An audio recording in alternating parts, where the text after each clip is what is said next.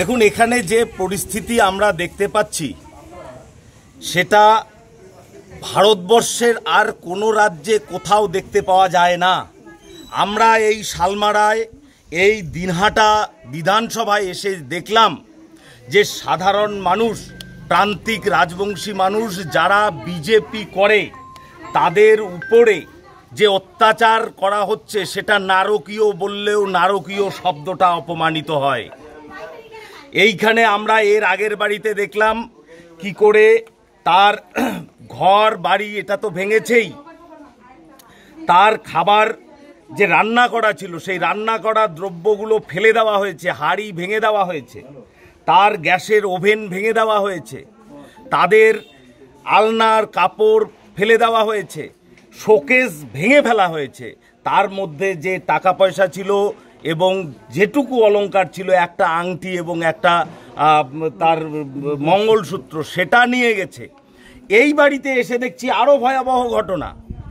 এখানে দেখছি যে আলমারি যেগুলো সেগুলো যথেষ্টই শক্তপোক্ত, সেই আলমারির ভেঙে ফেলা হলো। কি উদ্দেশ্যে আলমারি ভেঙে ফেলা হলো?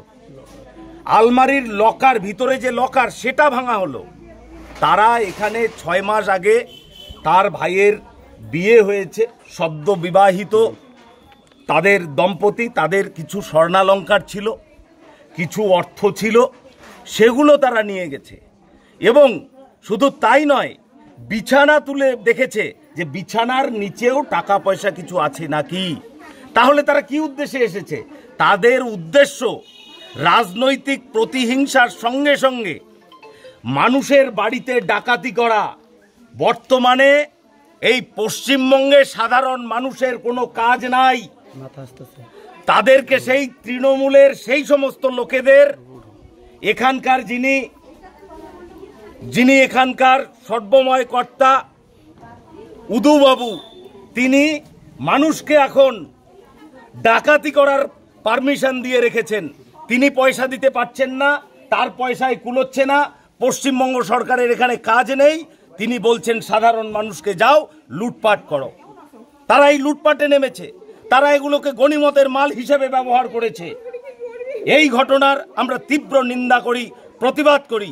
মাননীয় মুখ্যমন্ত্রীকে আমরা আহ্বান জানাই, আসুন এই বাড়িগুলো আপনি একবার দেখুন, নিজে চোখে দেখুন, আপনি দেখে যা ব্যবস্থা নেওয়ার আইন মাফিক আপনি ব্যবস্থা নিন।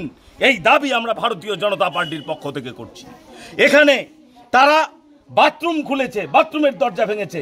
কেন বাথরুম খুলতে গেল? কোনো মহিলা সেখানে স্নান করছে নাকি, স্নানরত অবস্থায় ছিল নাকি, সেটা দেখবার জন্য তারা বাথরুমে ঢুকেছে। তারা ধর্ষক এবং তারা ডাকাত একই সঙ্গে। এটা সাধারণ মানুষের সামনে উন্মোচিত করতে হবে। তারা আজকে তাদের পায়ের তলার মাটি নেই, সাধারণ মানুষ তাদের সঙ্গে নেই। বিজেপির একজন পঞ্চায়েত জিতেছে, তাকে তারা সহ্য করতে পারছে না। সবাই তো উদুবাবুর সঙ্গে আছে, আপনি বলেন। তাহলে পরে কয়টা লোক, আপনি তো এখানে লক্ষ লক্ষ ভোটে যেতেন, তো কয়টা লোক বিরোধিতা আছে? থাকুক না, থাকতে দিন। কেন এত ভয় পাচ্ছেন? জানি 2026-এ আপনি জিততে পারবেন না, সেই ভয়ে আপনার মাথার পায়ের রক্ত মাথায় উঠেছে, আপনার মাথার ঘাম ঝরছে। কোনো লাভ নেই, সাধারণ মানুষ আপনার সঙ্গ ছেড়েছে। এর প্রতিরোধ হবে, প্রতিবাদ হবে।